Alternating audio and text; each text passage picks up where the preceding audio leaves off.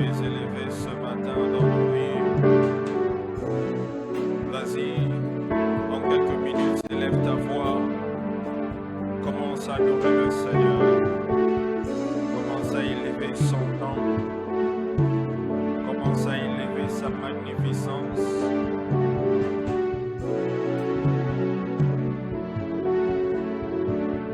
Vas-y, avec tes propres mots, adore le Seigneur. Avec tes propres mots, adore le Seigneur. Avec tes propres mots, adore le Seigneur. Avec tes propres mots, adore le Seigneur. Avec tes propres mots, adore le Seigneur. Avec tes propres mots, adore le Seigneur. Je veux demander à tous ceux qui sont assis, s'il vous plaît, de vous lever où vous êtes pour honorer la présence de Dieu ce matin.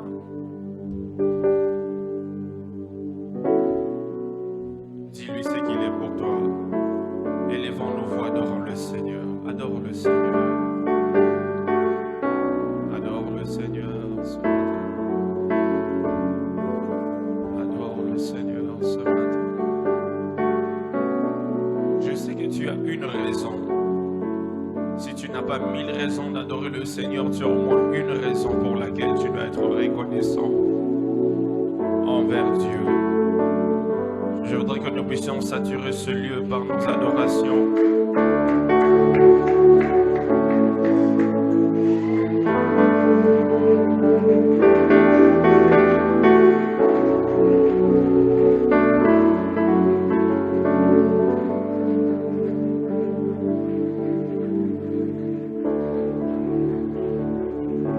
Saturons ce lieu par l'adoration, par nos adorations. L'adoration qui vient du plus profond de ton cœur. L'adoration qui vient du plus profond de ton âme. L'adoration qui vient du plus profond de ton esprit.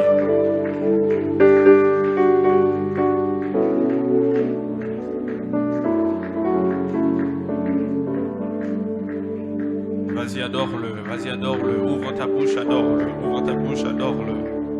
Ouvre ta bouche, adore-le, loue-le, exalte-le ce matin, élève son nom ce matin, glorifie, Seigneur, nous te glorifions ce matin, Seigneur, nous t'élevons ce matin parce qu'il n'y a point d'autre Dieu qui soit semblable à toi, il n'y a point d'autre Dieu qui soit comme toi, tu es l'alpha et l'oméga, tu es celui qui nous réveille ce matin. Ce n'est pas mon horloge, ce n'est pas mon alarme qui m'a réveillé ce matin, mais c'est ta bonté, c'est ta grâce qui m'a réveillé ce matin. Seigneur, si je suis en vie, je ne suis pas meilleur que ceux qui sont morts. C'est ta grâce, c'est ta miséricorde. Merci Éternel pour tes bienfaits envers ma famille, pour tes bienfaits dans mon foyer, pour tes bienfaits dans ma maison, pour tes bienfaits envers tes enfants, envers nous les gagneurs d'âme. Seigneur, nous sommes reconnaissants. Nous venons avec un cœur rempli de gratitude.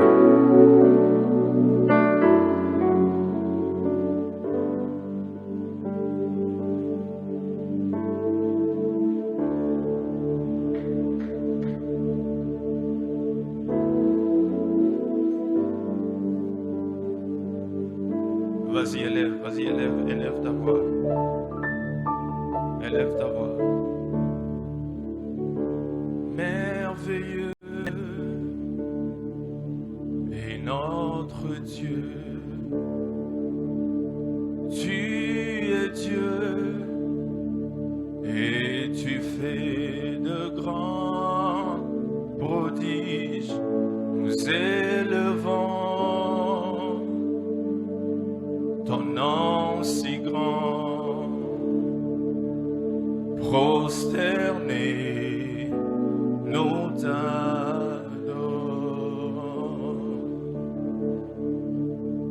Merveilleux est notre Dieu. Tu es Dieu et tu fais de grands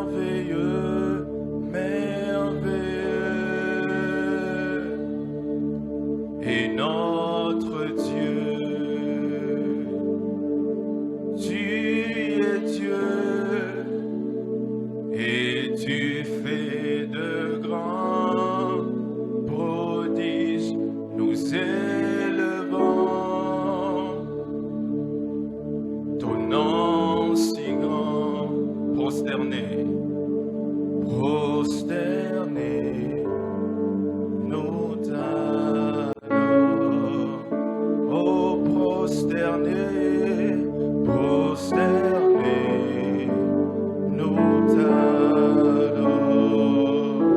Oh, prosterner, prosterner, nous t'adorons. Tu peux les dire avec moi, prosterner, prosterner. Chante-le avec moi. Prosterner,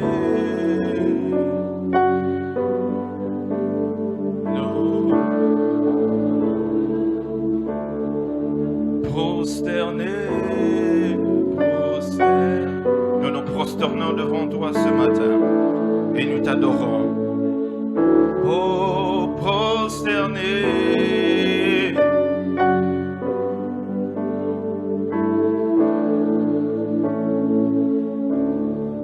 prosterner,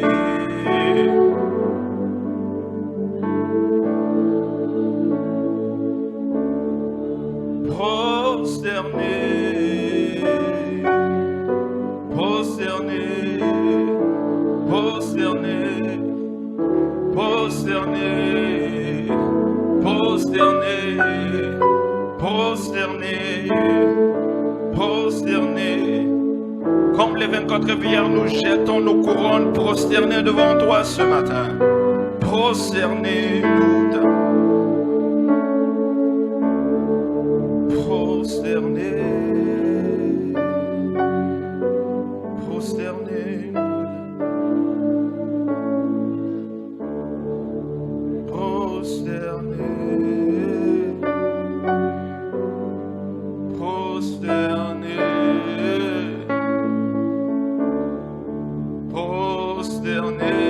prosterner.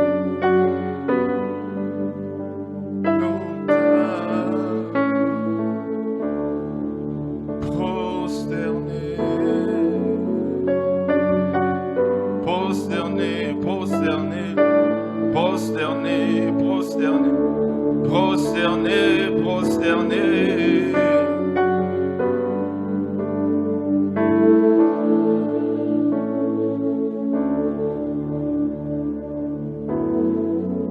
Seigneur, prosterner ce matin, nous t'adorons, nous t'élevons, nous te magnifions, nous exaltons ton nom. Nous t'acclamons et nous te glorifions. Tu es le seul qui est digne. Tu es merveilleux. Tu es merveilleux. Tu fais des grands prodiges. Tu fais des grands prodiges. Tu fais des grands prodiges. Tu fais de grands prodiges. Tu fais de grands prodiges. Prosternés, nous nous prosternons devant toi. Nous nous prosternons devant toi. Nous nous prosternons devant toi pour t'adorer. Cette matinée de célébration. Est-ce que quelqu'un peut célébrer encore le Seigneur? Est-ce que quelqu'un peut mieux célébrer le Seigneur? Est-ce que quelqu'un peut mieux célébrer le Seigneur? Prosternez-vous.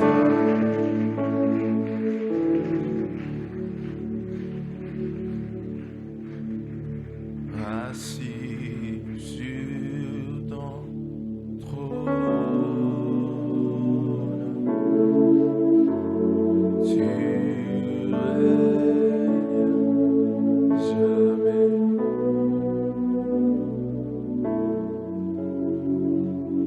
Assis sur trône, Alléluia. Tu règnes. Chante avec moi. Assis sur le trône.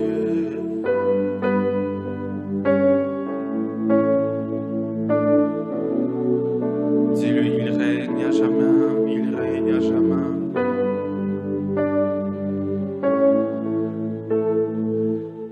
Encore une fois, assis sur ton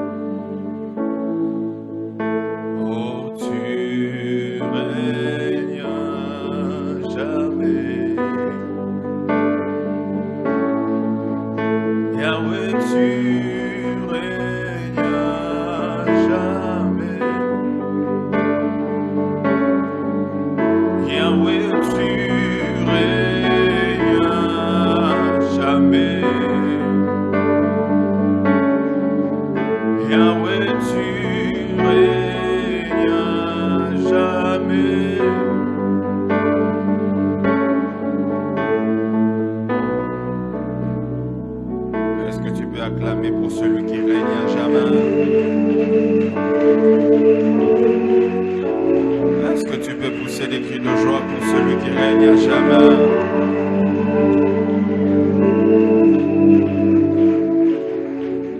Seigneur, parle à ton peuple ce matin, utilise-moi comme un simple instrument. Merci pour tes paroles que tu déposes dans mon cœur. Dépose tes pensées dans mes pensées, afin que je puisse communiquer ce qui vient de toi et non de moi.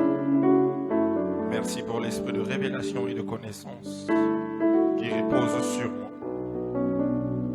Je neutralise toute activité démoniaque en ces lieux et je chasse loin de ces lieux tout esprit qui vient pour arracher la parole qui sortira ce matin du cœur de ton peuple. Merci parce que ton peuple sera édifié, le diable sera horrifié, ton nom sera glorifié, au nom qui surpasse tous les noms. Au nom de Jésus, nous avons prié. Amen. Tu restes debout, nous ouvrons nos Bibles dans le livre de Luc.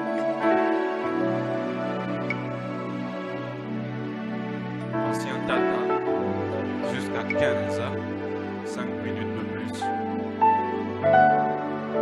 Merci. Luc, le chapitre 7, le verset 6, 2 à 10.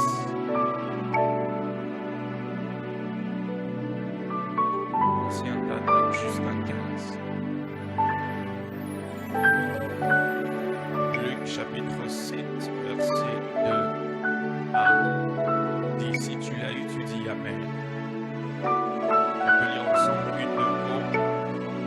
Un centenier avait un serviteur auquel il était très attaché et qui se trouvait malade, sur le point de mourir. Ayant entendu parler de Jésus, il envoya quelques anciens Juifs pour le prier de venir guérir son serviteur. Ils arrivèrent auprès de Jésus, lui adressèrent des instantes supplications, disant: il mérite que tu lui accordes cela. Quelqu'un dit: il mérite. Car il aime notre nation et c'est lui qui a bâti notre synagogue. Jésus étant allé avec eux, n'était guère éloigné de la maison quand le centenier envoya des amis pour lui dire: Seigneur, ne prends pas tant de peine, car je ne suis pas digne que tu entres sous mon toit. C'est aussi pour cela que je ne me suis pas cru digne d'aller en personne vers toi. Mais dis un mot et mon serviteur sera guéri, car moi qui suis soumis à des supérieurs, j'ai des soldats sous mes ordres, et j'ai dit à l'un va, et il va, à l'autre viens, et il vient, et à mon serviteur fais cela, et il le fait. Lorsque Jésus entendit ces paroles, il admira le centenier, et se tournant vers la foule qui le suivait, il dit: je vous le dis, même en Israël, je n'ai pas trouvé une aussi grande foi. De retour à la maison, les gens envoyés par le centenier trouvèrent guéri le serviteur qui a été malade. Parole de l'Éternel. Mon thème ce matin, c'est « Fais quelque chose de grand pour Dieu ». Fais quelque chose de grand pour Dieu. Regarde ton voisin, dis-lui: fais quelque chose de grand pour Dieu. Fais quelque chose de grand pour Dieu. C'est mon thème ce matin. Chacun d'entre nous est appelé à accomplir quelque chose de grand pour Dieu. Technicien, donnez-moi un peu de sang vers le retour. Je disais que chacun d'entre nous est appelé à accomplir quelque chose de grand pour Dieu. Et surtout que cette année, c'est une année de l'expansion. Dieu nous appelle à avoir une pensée macroscopique et non une pensée microscopique. En d'autres termes, une grande vision et non une petite vision. Dieu nous appelle à faire des grandes choses pour lui cette année. Pas seulement cette année, mais c'est un appel de Dieu que nous puissions être des personnes qui font de grandes choses qui accomplissent de grandes choses, qui réalisent de grandes choses pour Dieu. Et ce matin, je viens nous encourager à être des gens qui vont prendre des décisions d'accomplir des grandes choses pour Dieu. Mais ce qu'il faut savoir est que ce qui est grand aux yeux d'un politicien n'est pas nécessairement grand aux yeux de Dieu. Ce qui est grand aux yeux d'un homme d'affaires peut ne pas l'être aux yeux de Dieu.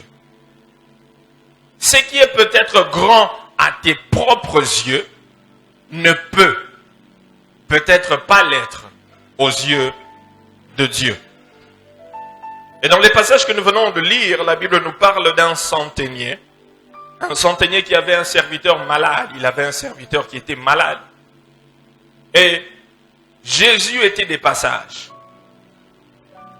Jésus était des passages. Et il y a des Juifs qui ont interpellé Jésus, qui l'ont appelé. Ils ont dit, Seigneur Jésus, s'il te plaît, est-ce que tu ne peux pas aller dans la maison de ce centenier et prier pour son serviteur qui est malade? La Bible insiste que ce serviteur-là était un serviteur que le centenier aimait beaucoup. Quelqu'un que le centenier aimait beaucoup. Et les Juifs insistent, est-ce que tu ne peux pas aller chez ce centenier qui était un Romain, qui n'était pas un Juif? Et ils insistaient. Et je peux me poser la question, je peux imaginer, pendant qu'ils sont en train d'insister, et Jésus est en train de dire, mais pourquoi est-ce que je dois partir là-bas? Pourquoi est-ce que vous insistez que je puisse aller vers ce centenier et prier pour son serviteur qui est malade? Pourquoi vous insistez aussi tant? Et je peux attendre les Juifs qui répondent à Jésus. Ils lui disent, Seigneur, il mérite que tu puisses lui accorder cela. Il mérite. Il mérite que tu puisses lui accorder cela. Il mérite que tu puisses aller dans sa maison et prier pour son serviteur. Lui, il mérite cela. Et Jésus qui pose la question, mais pourquoi est-ce que vous disiez qu'il mérite cela? Pourquoi est-ce que vous insistez en disant que tu dois aller parce que lui vraiment, il mérite. Lui, tu dois être attentionné envers lui. Pourquoi est-ce que je dois être attentionné envers lui? Et il continue à dire, ils disent qu'il mérite cela parce qu'il aime notre nation. Pas seulement ça, mais également, c'est lui qui a bâti notre synagogue. Je n'ai pas entendu ton amen. Il a dit, c'est lui qui a bâti notre synagogue. Si nous avons une synagogue aujourd'hui où nous pouvons aller adorer Dieu, où nous pouvons aller prêcher, où nous pouvons aller écouter la parole de Dieu, c'est à cause de lui. Ce n'est pas un juif, mais il a bâti une synagogue, il a bâti une église, il a bâti un temple pour que nous les juifs, nous puissions être capables d'adorer notre Dieu. Et pour cela, si son serviteur est malade, Seigneur, il mérite que tu puisses aller dans sa maison. Ce matin, je ne sais pas si tu as un problème que tu es en train de demander au Seigneur, s'il y a des choses pour lesquelles tu demandes au Seigneur, s'il y a un miracle que tu veux que Dieu puisse faire, accomplir dans ta vie, la question que je veux te poser ce matin, est-ce que tu mérites cela? Est-ce que tu mérites que Jésus arrête ce qu'il est en train de faire pour s'intéresser à ton problème? Est-ce que tu mérites l'attention de Jésus? Est-ce que tu mérites cela? Est-ce que tu mérites l'argent que tu demandes que Dieu puisse te donner? Est-ce que tu mérites les affaires que tu demandes à Dieu? Est-ce que tu mérites la promotion que tu es en train de demander? Est-ce que tu mérites ce miracle-là? Si Jésus pouvait poser la question aux gens autour de toi, ou il pouvait poser la question à l'église ce matin, est-ce que ce frère-là, mérite-t-il ce qu'il demande? Est-ce que cette maman-là, mérite-t-elle ce qu'elle demande? Est-ce que ce papa mérite ce qu'il demande? Que sera la réponse des gens? Quelle sera la réponse du Saint-Esprit? Je te pose la question. Est-ce que tu mérites ce que tu demandes à Dieu? Regarde ton voisin. Est-ce que tu mérites vraiment ce que tu demandes à Dieu? Quel est ton argument? Qu'il te donne une raison. S'il dit oui, dis-lui, donne-moi une raison. Pourquoi tu crois que tu mérites ce que tu demandes à Dieu? Donne-moi une raison, donne-moi une raison. Donne-moi une raison. Il t'a donné une raison? Il t'a donné une raison? Hein? Il a donné une raison. Est-ce que la raison est valide? Est-ce que la raison est valide? Est-ce que la raison pèse assez pour que Jésus interrompe ce qu'il est en train de faire pour résoudre ton problème? C'est la question que je te pose. Est-ce que tu mérites cela? L'une des choses qui a fait que ce centenier puisse mériter, c'est qu'il a fait quelque chose de grand pour Dieu. Ah, je n'entends pas vos amens aujourd'hui. Il a fait quelque chose de grand pour Dieu. C'était quoi? Il a construit une synagogue. Il a bâti une synagogue tout seul. Tout seul, lui-même a bâti une synagogue. Et c'est ce qu'il a qualifié. C'est ce qu'il a qualifié. Il a fait une grande chose. Il a accompli une grande chose. Voici comment tu peux également accomplir des grandes choses pour Dieu. Voici comment tu peux également accomplir des grandes choses pour Dieu. Premièrement, tu peux accomplir des grandes choses pour Dieu en construisant un temple pour Dieu. Comme le centenier. Tu peux accomplir des grandes choses pour Dieu. Tu peux accomplir quelque chose de grand pour Dieu en construisant un temple pour Dieu. Est-ce que tu peux dire après moi, je peux accomplir une grande chose pour Dieu en construisant un temple pour Dieu? Dis le plus fort. Ah, je ne t'ai pas entendu. Dis le plus fort.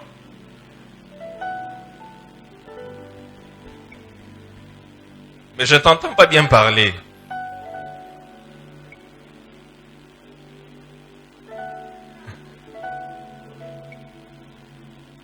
On y va. 1, 2.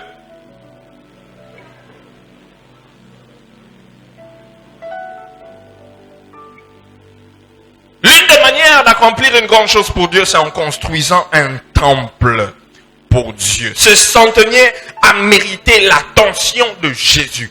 Parce qu'il était dans la catégorie des personnes spéciales. Les personnes qui construisent des temples, qui bâtissent l'église, sont des personnes spéciales, des personnes très importantes auprès de Dieu. Ce sont des personnes très importantes devant les yeux de Dieu. Ce sont des personnes qui méritent l'attention de Dieu. Ce matin, je viens t'encourager à être une personne VIP. J'ai dit, ce matin, je viens t'encourager à être une personne VIP. Ça veut dire une personne, lorsque Jésus est en train de faire quelque chose, mais il te voit, il arrête ça parce qu'il doit résoudre d'abord ton problème. Pourquoi? Parce que tu es une personne, you are a very important person. VIP, c'est ça. Une personne très importante. Très importante, pourquoi? Parce que tu fais des grandes choses. Il y a l'histoire d'un pasteur en Afrique qui avait un beau-père qui était très riche. Et une fois, ils se sont mariés avec son épouse plusieurs années et son beau-père vieillissait. Il était dans la septantaine, il tendait vers 80 ans. Et il demande à son épouse, mais comment est-ce que ton père, même à son âge, il est en train de construire des immeubles, il achète des maisons, il achète des véhicules de luxe à son âge là. Il est tout aussi riche que ça à son âge. C'est quoi son secret? Et sa femme qui lui répond, il dit que tu sais, nous avons grandi dans notre maison pendant que nous grandissons. Nous avons vu notre père, son travail, ce qu'il faisait avec le peu d'argent qu'il avait. Il investissait dans la construction des églises. C'est ce qu'il faisait. Il a dit, mon père est un catholique. Mais son argent, il investissait en bâtissant des églises. Il construisait des églises tout seul. Il dit, vous allez implanter quelque part. Je prends toute la charge. Je bâtis du début à la fin. Et c'était ça. Et la femme qui dit à son mari, il dit, mon père disait souvent à mes frères et sœurs, il dit, même si tu pars pas à l'église, ton argent doit aller à l'église.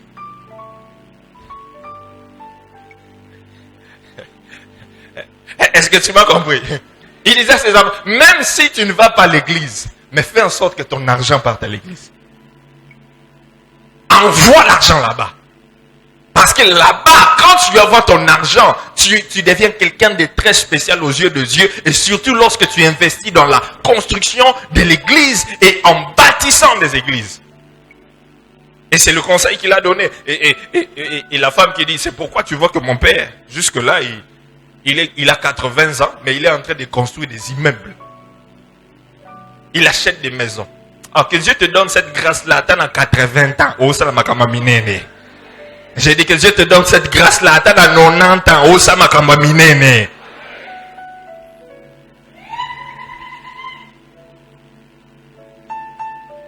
Vraiment, je prie que Dieu puisse susciter des personnes qui seront des bâtisseurs d'église dans cette église.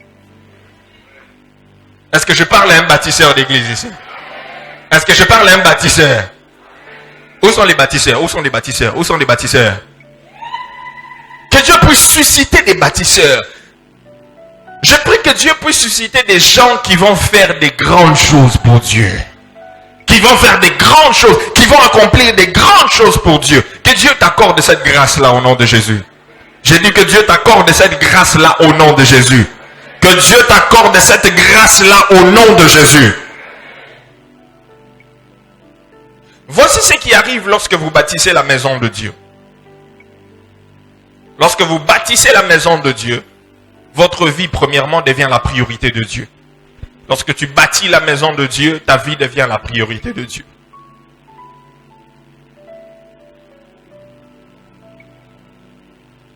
Lorsque tu bâtis la maison de Dieu, ta vie devient la priorité de Dieu. Dans l'histoire du centenier, Jésus n'allait pas chez les centeniers. Ce n'était pas sa destination. Sa destination, c'était autre chose. Il n'allait pas chez les centeniers. Il passait par là. Il était en train de passer. Mais lorsqu'il a appris que le centenier avait fait quelque chose de grand, à la vie du centenier est devenue la priorité de Jésus. La vie du centenier est devenue la priorité de Jésus. Pas seulement le centenier, mais même le serviteur du centenier. Ça veut dire la maison du centenier est devenue la priorité de Dieu. Oh, je prie que même ta maison devienne la priorité de Dieu. Je prie que tes enfants deviennent la priorité de Dieu. Je prie que tes descendants deviennent la priorité de Dieu. Je prie que même tes affaires deviennent la priorité de Dieu.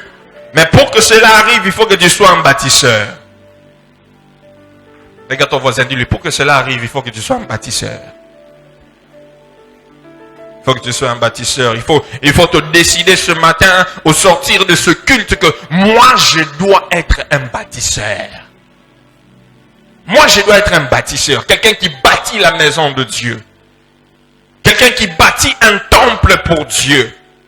Quelqu'un qui bâtit, aujourd'hui on ne parle plus de synagogue, mais c'est de l'église pour Dieu. Voici quelques caractéristiques de personnes qui bâtissent. Voici quelques caractéristiques des bâtisseurs. Première caractéristique d'un bâtisseur, l'humilité. L'humilité.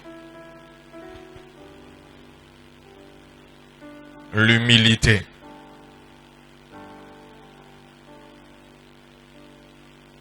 Le centenier était une personne très humble. La Bible nous le montre. Qu'il est en train de dire à Jésus, il dit, Seigneur, ne prends pas tant de peine quand je ne suis pas digne que tu entres sous mon toit. C'est un centenier, mais devant Jésus, il dit non, je ne suis même pas digne. Je ne suis même pas digne que tu puisses venir dans ma maison. Non, je ne suis pas digne. Moi, même si je suis centenier et tout ça, j'ai des gens sous mes ordres, mais je ne suis pas digne. Il s'est humilié devant Jésus. Il s'est humilié. Il a cette humilité-là en lui. Il ne s'humilie pas seulement devant Jésus, mais également une personne qui est un bâtisseur n'oublie jamais où Dieu l'a tiré. Un bâtisseur n'oublie jamais où Dieu l'a tiré. Il n'oublie jamais où Dieu l'a tiré. D'où Dieu l'a pris. Ce que Dieu a fait dans sa vie, il n'oublie jamais. Un bâtisseur sait que ce que je suis aujourd'hui, ce n'est pas ma force, ce n'est pas ma puissance, c'est la grâce de Dieu. Où je suis aujourd'hui, ce n'est pas ma puissance, mais c'est la grâce de Dieu, c'est la main de Dieu. C'est Dieu qui m'a donné la force d'acquérir la richesse que j'ai aujourd'hui. C'est Dieu qui m'a donné la puissance d'être où je suis maintenant, de faire ce que je fais maintenant. Ce n'est pas par ma puissance, ce n'est pas par ma force, mais c'est par l'Esprit de Dieu. Il n'oublie pas les bienfaits de l'Éternel. Lorsque tu te rappelles d'où Dieu t'a tiré, cela va t'aider à rester humble. Je dis, cela va t'aider à rester humble. Cela va t'aider à rester humble. Parce que tu sais que c'est lui qui t'a tiré de la poussière, il t'a fait asseoir avec les grands. Ce n'est pas ton intelligence, ce ne sont pas tes diplômes, ce n'est pas ton français bien parlé, ce n'est pas ton anglais, ce n'est pas ton vêtement, ce n'est pas ta beauté, mais c'est la main de Dieu et la grâce de Dieu sur toi. N'oublie pas cela. N'oublie pas cela. La Bible dit que l'humilité précède la gloire. Mais l'orgueil précède la chute. La chute. Troisième caractéristique de ceux qui bâtissent, ils aiment Dieu. Les bâtisseurs aiment Dieu. Les bâtisseurs aiment Dieu. Matthieu 22, 37, la Bible dit, tu aimeras le Seigneur ton Dieu de tout ton cœur, de toute ton âme et de toute ta pensée.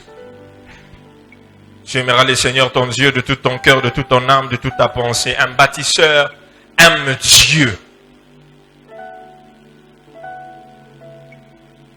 Il y a une citation populaire qui dit qu'il n'y a pas d'amour, il n'existe que des preuves d'amour. Si tu dis que tu aimes Dieu, tu es un bâtisseur et que tu aimes Dieu, on doit voir des preuves d'amour. On doit voir des preuves d'amour. Ne nous dis pas que tu aimes Dieu. Montre-nous que tu aimes Dieu. Même lorsque tu dis aux gens que tu es chrétien, ne dis pas aux gens que tu es chrétien. Montre-le que tu es chrétien. Donne des preuves. Montre-nous des preuves que tu aimes Dieu. La manière dont tu t'investis pour l'œuvre de Dieu détermine combien tu l'aimes. La manière dont tu t'investis pour l'œuvre de Dieu détermine combien tu l'aimes. Parce qu'on ne peut pas aimer sans donner, mais l'on peut donner sans aimer.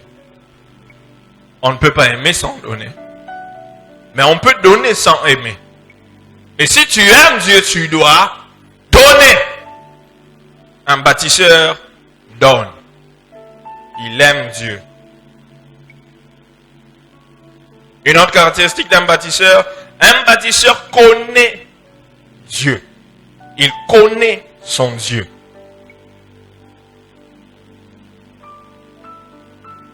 Il connaît son Dieu. Il connaît son Dieu.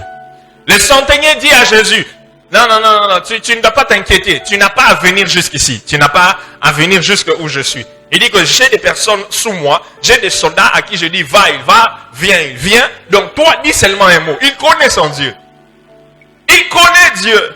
La Bible dit dans Daniel chapitre 11, verset 32, la Bible dit que ceux du peuple qui connaîtront leur Dieu agiront avec fermeté. Un bâtisseur connaît son Dieu. Il sait à qui il est en train de donner. Il sait ce qu'il est en train de faire pour Dieu. Il sait ce que ça va lui rapporter. Il sait ce que ça va lui rapporter. Il connaît son Dieu? Connais-tu ton Dieu? Connais-tu ton Dieu? Combien de points? Quatrième. Cinquième. Un bâtisseur donne de manière sacrificielle.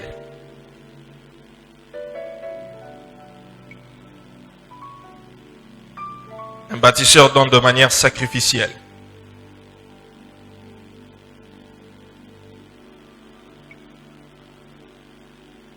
Un roi, le chapitre 6, le verset 20 à 22. Un roi, le chapitre 6, le verset 20 à 22. La Bible dit ceci. Le sanctuaire avait 20 coudées de longueur, 20 coudées de largeur et 20 coudées de hauteur. Salomon le couvrit d'or pur. Il fit devant le sanctuaire un autel de bois de cèdre et le couvrit d'or. Quelqu'un dit l'or. Plus fort. Il couvrit d'or pur l'intérieur de la maison. Quelqu'un dit l'or. Il fit passer le voile dans des chaînettes d'or. Quelqu'un dit l'or. Devant le sanctuaire qu'il couvrit d'or. Quelqu'un dit l'or. Il couvrit d'or toute la maison. Quelqu'un dit l'or. La maison toute entière et il couvrit d'or tout l'autel qui était devant le sanctuaire. Quelqu'un dit l'or. Combien de fois nous avons cité l'or dans ce texte? Qui a compté? 2 versets seulement, on a cité l'or. Il a couvert l'or, il a mis l'or, il a mis l'or, il a mis l'or. Un bâtisseur donne de manière sacrificielle. Et pour mettre de l'or dans un temple, il faut un sacrifice. Il faut être quelqu'un qui aime Dieu, réellement qui aime Dieu, pour prendre de l'or que tu pouvais utiliser pour autre chose, mais utiliser cela pour bâtir la maison de Dieu. Oh, je vois quelqu'un donner de l'or ici pour bâtir la maison de Dieu. Je vois quelqu'un bâtir la maison de Dieu avec de l'or. Quand je parle de l'or, je ne parle pas de l'or, mais je parle de l'or, quelque chose qui va te coûter. Quelque chose de précieux, quelque chose qui a de la valeur. Salomon n'a pas bâti le temple de Dieu avec ce qui était n'importe. Il n'a pas donné des miettes au Seigneur. Il a donné de l'or, de l'or, de l'or, de l'or, de l'or. Et c'est la même façon de faire, la même façon de s'engager dans l'œuvre de Dieu que nous devons avoir comme Salomon. Comme Salomon, nous sommes sur le point de construire un nouveau temple pour le Seigneur. Nous sommes sur le point de bâtir un nouveau temple pour le Seigneur. Et la manière dont nous allons bâtir, nous devons bâtir et donner à Dieu de l'or. Ah, je n'entends pas ton amen. J'ai dit, je n'entends pas ton amen. Ce que tu dois donner à Dieu, lorsque Dieu doit regarder, il dit non, ça c'est de l'or, ça c'est quelque chose de précieux, ça c'est un grand sacrifice que la personne a fourni. Et lorsque tu fais ce genre de sacrifice, tu deviens une personne très spéciale aux yeux de Dieu. J'ai dit, tu deviens une personne très spéciale aux yeux de Dieu. Et je l'ai dit toujours et je le répète ce matin, la construction de ce temple va changer la vie de beaucoup d'enfants de Dieu ici. Si tu ne le crois pas, moi je prononce, je déclare sur la vie de ceux qui vont se décider de bâtir que ta vie va changer à travers la construction de ce temple. Dieu va t'emmener à un autre niveau. Parce que je sais que tu vas t'engager, te sacrifier comme tu ne l'as jamais fait. Regarde ton voisin, dis-lui, Dieu va t'emmener à un autre niveau. S'il ne croit pas, dis-lui, je crois à ta place. Moi, je crois. Je le crois à ta place. Je le crois à ta place. Vous savez, il y a 2 catégories de personnes. Des personnes qui, lorsqu'ils doivent s'investir pour l'œuvre de Dieu, ils s'investissent comme Salomon. Ils donnent ce qui est précieux. Mais il y a d'autres, lorsqu'ils doivent s'investir pour l'œuvre du Seigneur, même s'ils ont les capacités, ils ne vont pas le faire comme Salomon. Ils ne vont pas le faire comme Salomon.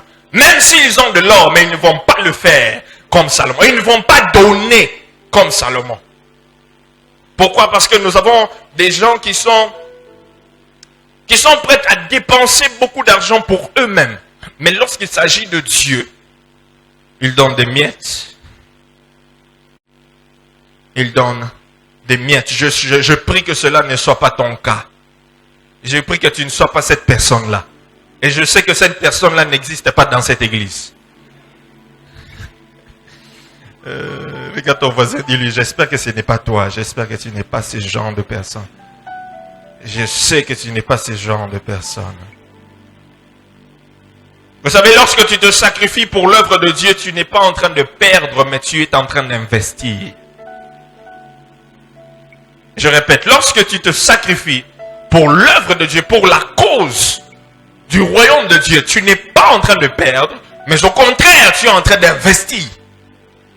C'est un investissement que tu fais, que tu vas récolter ici sur terre, et tu vas récolter même dans le royaume des cieux.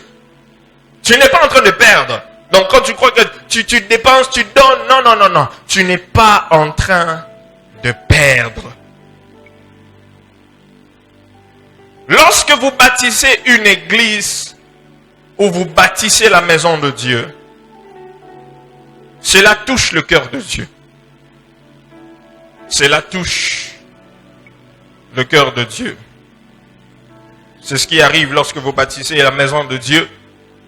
Cela touche le cœur de Dieu. Le cœur de Dieu est touché. Le cœur de Dieu est touché. Il y a certaines bénédictions que Dieu ne donne que aux bâtisseurs. Il y a certains miracles que Dieu ne donne que aux bâtisseurs. Il y a certaines choses qui n'arrivent qu'à ceux qui sont des bâtisseurs. Parce qu'ils sont dans une catégorie, une autre catégorie mise à part, une catégorie à part entière. Et toi, tu dois faire un effort pour entrer dans cette catégorie-là des bâtisseurs. Tu touches le cœur de Dieu. Vous savez, il y a des offrandes qui touchent le cœur de Dieu et il y a des offrandes qui ne touchent pas le cœur de Dieu. Au contraire, ces genres d'offrandes énervent Dieu encore de plus. Énervent Dieu. Lorsqu'il voit ces genres d'offrandes, nous voyons l'exemple de l'offrande de Caïn. Caïn qui donne son offrande, qui vient présenter l'offrande devant Dieu. Et Abel qui vient également présenter l'offrande devant Dieu. Mais Dieu, il est content. Il avait agréé l'offrande d'Abel, mais il a rejeté l'offrande de Caïn. Parce que l'offrande d'Abel a touché le cœur de Dieu. Le don d'Abel a touché le cœur de Dieu. Mais celui de Caïn n'a pas touché le cœur de Dieu. Dieu n'a pas agréé cela. L'acte que le centenier avait fait avait touché le cœur de Dieu. C'est ce qui a poussé Jésus à aller guérir son serviteur. Qu'est-ce qui se passe lorsque vous bâtissez la maison de Dieu? Lorsque vous bâtissez la maison de Dieu,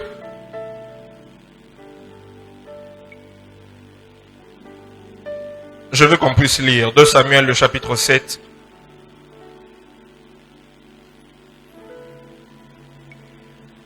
Le verset 1 à 3, et puis nous allons sauter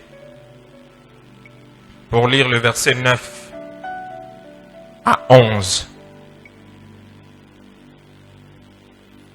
2 Samuel 7, verset 1 à 3, verset 9 à 11. La Bible dit ceci.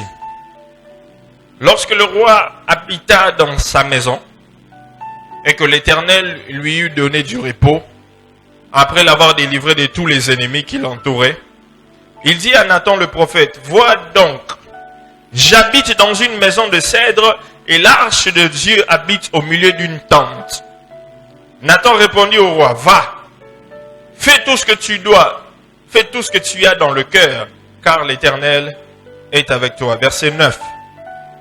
« J'ai été avec toi partout où tu as marché, j'ai exterminé tous tes ennemis devant toi et j'ai rendu ton nom grand comme le nom des grands qui sont sur la terre.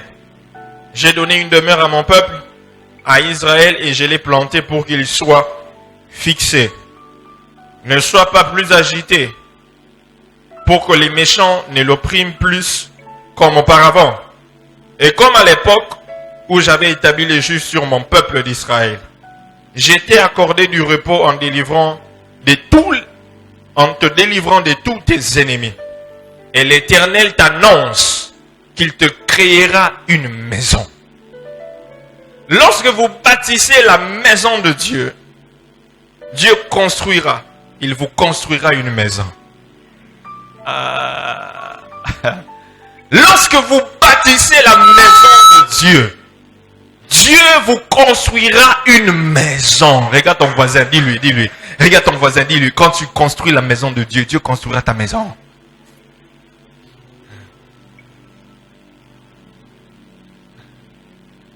Lorsque tu bâtis la maison de Dieu, lorsque tu es un bâtisseur de la maison de Dieu, Dieu te construira une maison. Il te construira une maison. Tu n'auras pas à faire sortir l'argent pour construire ta maison. Parce que Dieu va s'en occuper. Vous savez, lorsque Dieu bâtit, il ne bâtit pas comme l'homme. Lorsque Dieu bâtit, il ne bâtit pas comme l'homme. Et lorsqu'il te bâtit une maison, ce n'est pas seulement une maison. Ce sont des maisons et des immeubles et des. La Bible nous parle de David. David qui est dans sa maison, dans son palais royal, en train de se reposer. Et pendant qu'il se repose, il a remarqué que l'arche de l'Éternel, l'arche de Dieu, était en train de demeurer sous une tente. Mais lui, il dormait dans une maison bien faite. Et cela l'a dérangé. Parce qu'il a constaté qu'il y avait une anormalité. Il y avait quelque chose qui n'était pas bon. Ce n'était pas bien. Comment lui, il a une bonne maison, mais l'arche de l'Éternel, Dieu n'a pas une maison viable. Dieu n'a pas, la présence de Dieu n'a pas une maison confortable. Mais lui, il vit confortablement. Il a dit non. Cette situation ne peut pas continuer comme ça. Il a commencé à penser, il a commencé à méditer pour essayer de trouver une solution. Vous savez, quelqu'un qui est un bâtisseur ne reste pas indifférent lorsqu'il y a un problème dans la maison de Dieu. Est-ce que je parle à quelqu'un? Est-ce que je parle à quelqu'un? Un bâtisseur ne reste jamais indifférent lorsqu'il y a un problème dans la maison de Dieu. Lorsque les choses ne marchent pas bien dans la maison de Dieu, lui-même s'assoit, il observe et il commence à penser à la solution. C'est ce que David a fait. Il a observé la présence de Dieu, l'arche de Dieu n'avait pas un endroit, c'était sous des tentes. Il a dit non, ça peut pas se faire. Mais qu'est-ce que je dois faire? Qu'est-ce que je dois faire? Qu'est-ce que je peux faire? Qu'est-ce que je peux faire? Il méditait. Je dois bâtir une maison pour Dieu. Je dois bâtir un temple pour Dieu où on peut mettre l'arche de Dieu. Une maison où Dieu va habiter. Es-tu ce genre de personne qui médite sur comment trouver des solutions pour pallier aux problèmes qui sont dans la maison de Dieu?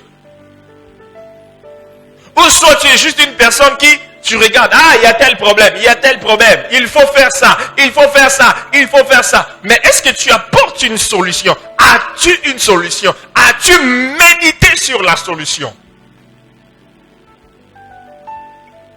Mais nous avons des gens, il y a certaines personnes qui, il y a des problèmes, mais ils s'en foutent. Ils regardent, ils voient, mais il fait rien. Ils regardent, ils voient, mais il fait rien. Ils disent, moi je vais faire. Mais il ne fait rien. Un bâtisseur, c'est un homme d'action. Oh, j'ai dit, un bâtisseur, c'est un homme d'action. Il voit le problème, il donne la solution. Point barre. Et des fois, un bâtisseur, c'est quelqu'un qui dit, j'ai fait ça moi-même. J'ai pas besoin d'autres personnes, j'ai fait ça seul. Oh, que Dieu suscite ces genres de personnes dans cette église. J'ai dit que Dieu suscite ces genres de personnes dans cette église. Que Dieu suscite ces genres de personnes qui ont ce cœur-là dans cette église. Quelqu'un qui va dire au pasteur, vous voulez construire le temple? Non, laissez, je donne les 856 000. Non, sera un amour.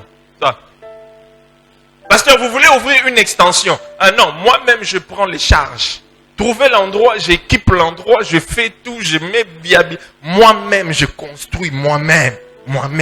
Ah, batouana, mutouane zayo, nabi mutouane zayo. Yo zolo ba mente pone. Nalobi mutuane zayo. Nalobi mutuane zayo. Quelqu'un qui se lève et dit non, on doit acheter une chaîne de télévision.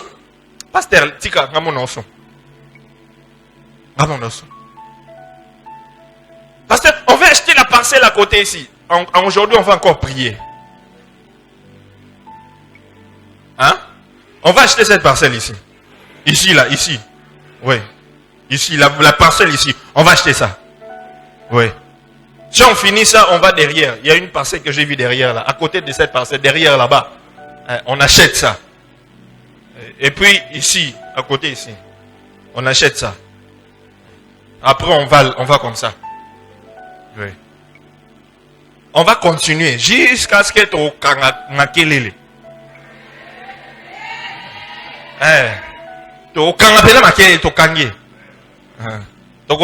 quartier général gagnant de propriété privée. Et quelqu'un qui comprend qu'on fait ça dit non pasteur ne t'inquiète pas, moi je fais ça. Et je sais que Dieu va susciter des gens là ici. Et ces gens là sont déjà là. Tu es là, c'est avec toi que Dieu va faire ça. Je dis c'est avec toi que Dieu va faire ça. David dit, moi je vais construire la maison, je vais bâtir.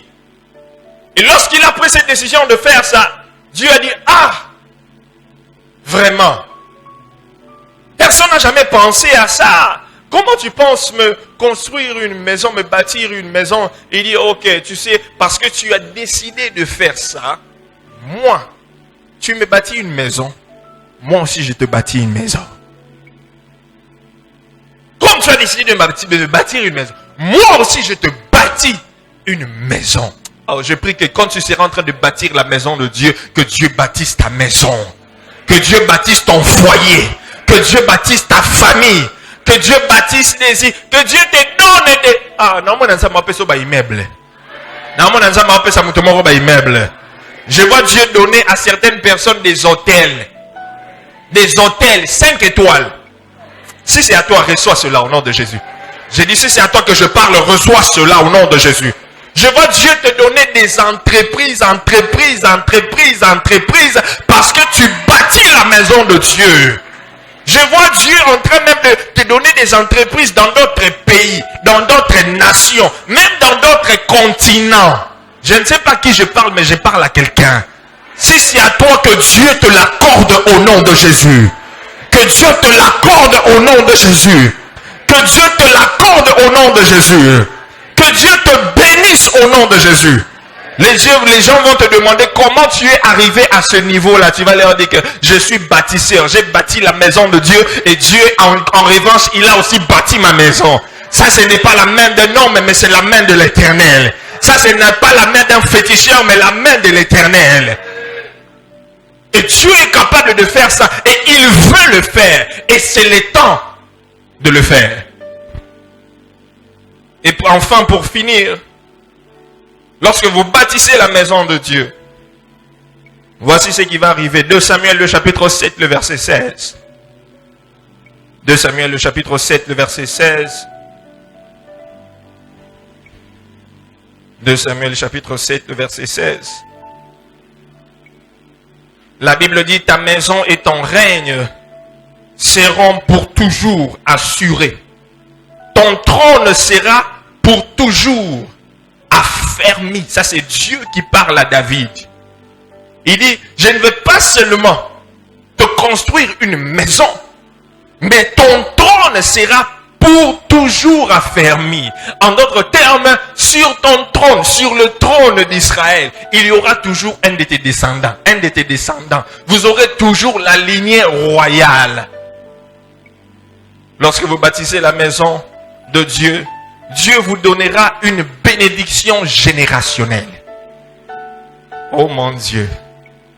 Une bénédiction générationnelle. Une bénédiction des générations en génération. Et vous savez, lorsque une malédiction travaille dans une famille, la malédiction travaille jusqu'à la 4e génération. Mais lorsque Dieu bénit des générations, la Bible dit qu'il bénit jusqu'à 1000 générations. Que Dieu puisse bénir ta génération jusqu'à 1000 générations. Que Dieu puisse bénir des bâtisseurs des églises jusqu'à 1000 générations.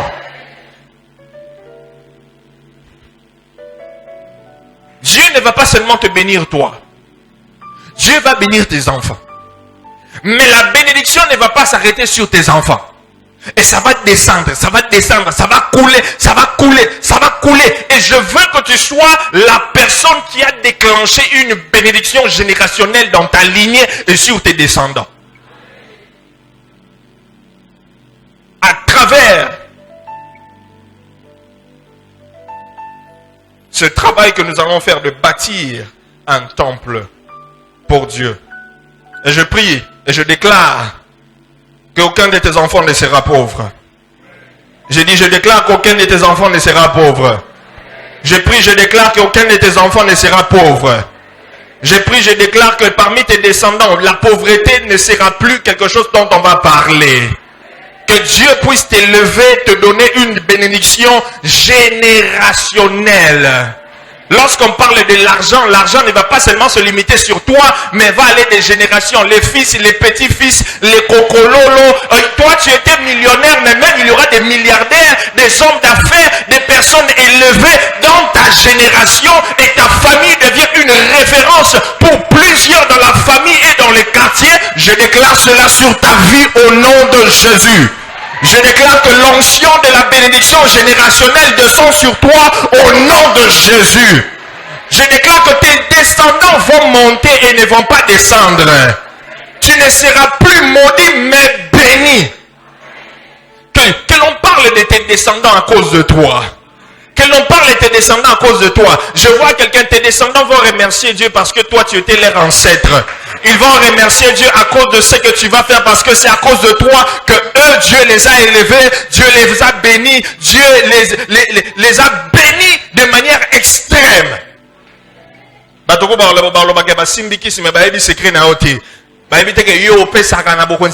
Toi tu investis pour l'avancement du royaume. En cette année de l'expansion, je suis convaincu que Dieu va basculer la vie des gens. Dieu va basculer la vie de plusieurs. Dieu va basculer l'histoire de plusieurs familles. Au mois de décembre, il y aura des témoignages terribles. Témoignages terribles. Et je prie que toi, tu seras parmi les gens qui vont témoigner. Je prie que Dieu va te donner des témoignages que toi-même tu ne sauras pas dire aux gens, parce que si tu dis aux gens, parce que Dieu va te bénir tellement en cascade. Dieu va faire des miracles en cascade. Dieu va te donner des finances en cascade. Dieu va t'élever en cascade. Dieu va te restaurer en cascade. Et Dieu va te démarquer aux yeux de tout le monde. Et les gens vont dire que c'est l'Éternel qui est Dieu dans ta vie. J'ai dit, les gens vont dire que c'est l'Éternel qui est Dieu dans ta vie. Dieu va te positionner en cette année 2022 et les gens vont s'étonner comment tu es arrivé là. Dieu va t'imposer même où les gens croient que tu n'es pas qualifié. Dieu va te qualifier parce que l'onction de Dieu, la main de Dieu, qualifie le berger qui était dans la brousse pour devenir un roi. Que cette onction-là descend sur toi. Si tu le reçois, tu dis je le reçois. Si tu le crois, tu lui dis je le reçois. Je prie que Dieu fasse de toi un bâtisseur. Que Dieu fasse de tes enfants des bâtisseurs. Que Dieu fasse de tes arrière-petits-enfants des bâtisseurs. Que Dieu fasse de tes descendants des bâtisseurs. Que Dieu déverse la grâce et l'onction pour bâtir l'œuvre de Dieu. Et en revanche, Dieu va te bâtir et bâtir ta maison. Si Dieu bâtit, si Dieu ne bâtit pas, c'est lui qui bâtit en vain. Que Dieu bâtisse ta maison. Je prie que Dieu bâtisse ta maison.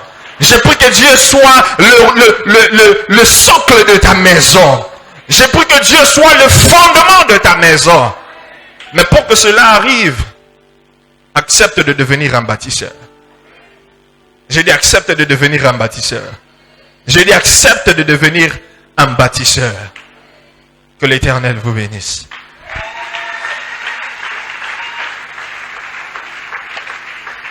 Est-ce qu'un bâtisseur peut acclamer le Seigneur?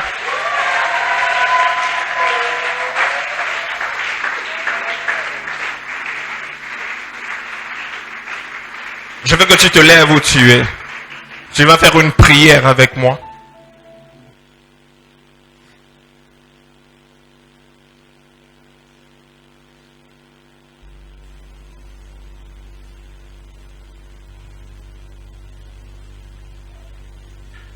Tu vas faire une prière, tu vas dire, Seigneur, fais de moi, donne-moi le cœur d'un bâtisseur.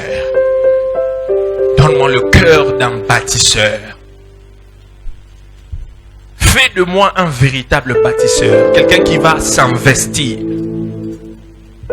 dans la construction de ton temple, quelqu'un qui va se sacrifier et mets entre mes mains ce que je veux te donner. Mets entre mes mains ce que je veux te donner. Tu élèves ta voix, tu pries. Élève ta voix, tu pries.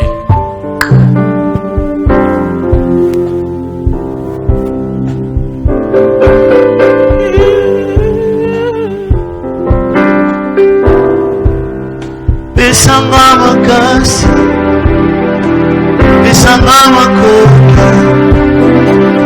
pesanga malele, asalela, pesanga makasi, pesanga makoki, pesanga malele, asalela. Oyebi motema. Prie le Seigneur, prie le Seigneur. Seigneur, mets entre mes mains. Mets entre mes mains ce que je veux te donner. Je veux être un bâtisseur. Un bâtisseur. Afin que tu bâtisses également ma maison, ma famille, mes générations. Dans ce cœur.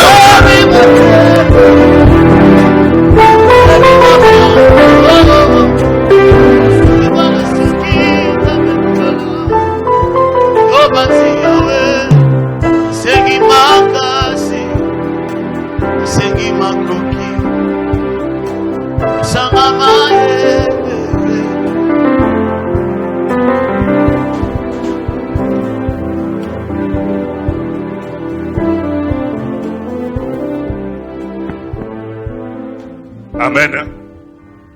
Amen. Est-ce qu'on peut acclamer le Seigneur?